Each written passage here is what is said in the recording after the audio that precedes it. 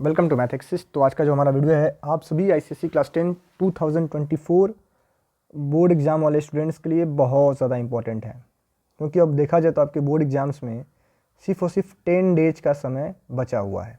जब भी आप ये वीडियोज़ देख रहे हो तो सिर्फ और सिर्फ आपके पास 10 दिनों का समय बचा है, और इस 10 दिन में हमें क्या कुछ ऐसे इंपॉर्टेंट टर्म्स करने चाहिए, क्या कुछ ऐसे इंपॉर्टेंट वर्क करने चाहिए, या फिर क्या कुछ ऐसा इंपॉर्टेंट पॉइंट्स हमें पढ़ना चाहिए ताकि अपने बोर्ड एग्जाम्स में इजीली 95% मार्क्स स्कोर कर पाएँ। देखो मैंने आपको कई बार बताया है कि अगर आपके प्री बोर्ड एग्जाम्स में 80% 70% आ रहे हैं तो आप 100% अपने प्री बोर्ड मार्क्स को 10 to 15% इंक्रीज कर सकते हो। बट आपको करना क्या है, आपको एक प्रॉपर शेड्यूल फॉलो करना है, और जो कुछ भी आप मिस्टेक्स कर रहे हो उनको आपको अवॉइड करना है। ठीक है, तो इन लास्ट के 10 दिन में सबसे पहले तो आपको पहला जो काम करना है, जो आप सभी स्टूडेंट्स को 100% करना चाहिए, वो पहला प्राइम फोकस आपका होना चाहिए रिवीजन। ठीक है, अगर देखा जाए, अगर आप एक सीरियस स्टूडेंट हैं तो अभी तक आपने अपने सभी सिलेबस को कंप्लीट कर लिया होगा, और किसी भी रीजन से अगर आपने अभी तक कंप्लीट नहीं किया है तो ऐसा मैं मान के चलता हूं कि आपने कम से कम 50 to 80% तो अपना सिलेबस कंप्लीट कर ही लिया होगा। इसी रेंज में सारे बच्चे होंगे कि किन्होंने अपना सिलेबस 60% कंप्लीट किया है, कुछ बच्चों ने 80% कंप्लीट किया है, और कुछ एक बच्चे ऐसे भी होंगे जिन्होंने अपना सिलेबस 100% कंप्लीट कर लिया है।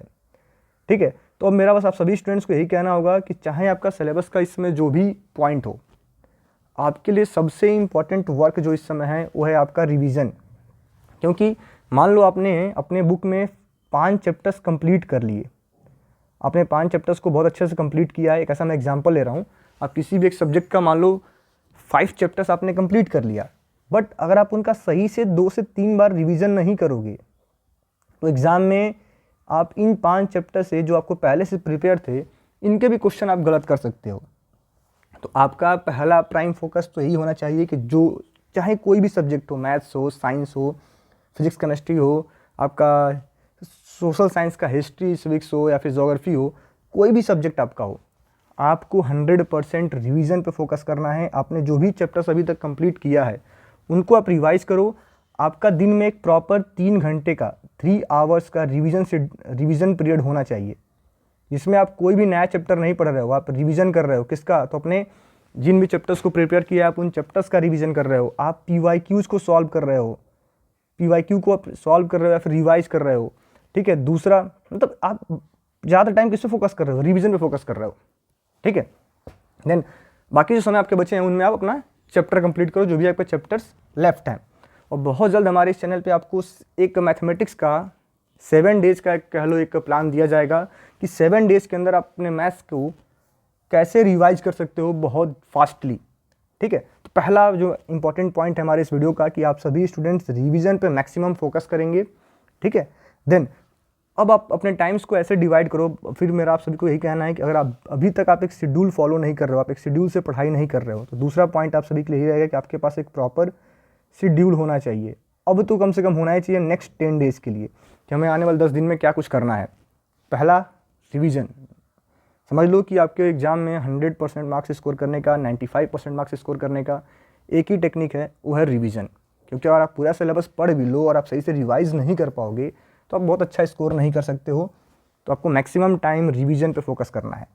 ठीक है, देन अब आपके पास एक शेड्यूल होना चाहिए जिनमें आप आने वाले नेक्स्ट 10 डेज़ में, अगर देखा जाए तो आपके पास 10 सब्जेक्ट हैं, 10 सब्जेक्ट्स हैं, और इन 10 सब्जेक्ट्स के लिए आप डेली एक सब्जेक्ट के लिए 2 दिन अलॉट कर दो, 2 डेज़ का आप समय अलॉट कर लो। ठीक है, जैसे मेरा कहने का मतलब क्या है कि पहले 5 डेज़, मान लो हम अपने 10 दिनों को ऐसे डिवाइड करते हैं, अपने 10 डेज़ को हम लोग 2 पार्ट में डिवाइड करते हैं, first 5 days and second 5 days. आपको करना क्या है कि आपको डेली, आप सभी को डेली 2 चैप्टर्स, 2 सब्जेक्ट को टारगेट करना है। ठीक है, डेली आपको, मानो फर्स्ट डे आपने मैथ्स लिया, मैथ्स के साथ आपने कोई एक इजी सब्जेक्ट ले लिया। ठीक है, आप ऐसे पेयर बनाओ कि एक थोड़ा सा डिफिकल्ट सब्जेक्ट जैसे मैथमेटिक्स हो गया, तो मैथमेटिक्स के साथ आप इंग्लिश कर लो। ठीक है, और पहले दिन आप इनको बहुत अच्छे से कवर कर रहे हो, बहुत अच्छे से आप इनको प्रिपेयर कर रहे हो, पढ़ रहे हो डे 1 पे। फिर डे 2 को आप अपना सब्जेक्ट चेंज करो, मानो आपने फिजिक्स लिया, ठीक है, मतलब मैं क्या कह रहा हूँ कि पहले जो आपके 5 दिन हैं उन 5 दिन में आप एक दिन पूरा डेडिकेट होकर मैथ्स पढ़ रहे हो और इंग्लिश पढ़ रहे हो पूरा अपने 100% फोकस के साथ। ठीक है, दूसरे दिन आप फिजिक्स पढ़ रहे हो, पढ़ने का मतलब जो भी आपके चैप्टर्स बचे हैं उनको कंप्लीट कर रहे हो और हाफ टाइम पे रिवीजन कर रहे हो, मतलब कि सिर्फ और सिर्फ हमें पढ़ना ही नहीं है, इनका रिवीजन भी करना है। ठीक है, फिजिक्स के साथ मान लो आपने किसको ले लिया, हिंदी ले लिया, अपने अकॉर्डिंग आप सेट कर लेना, सबका अपना वीक पॉइंट और स्ट्रॉन्ग सब्जेक्ट अलग अलग होता है।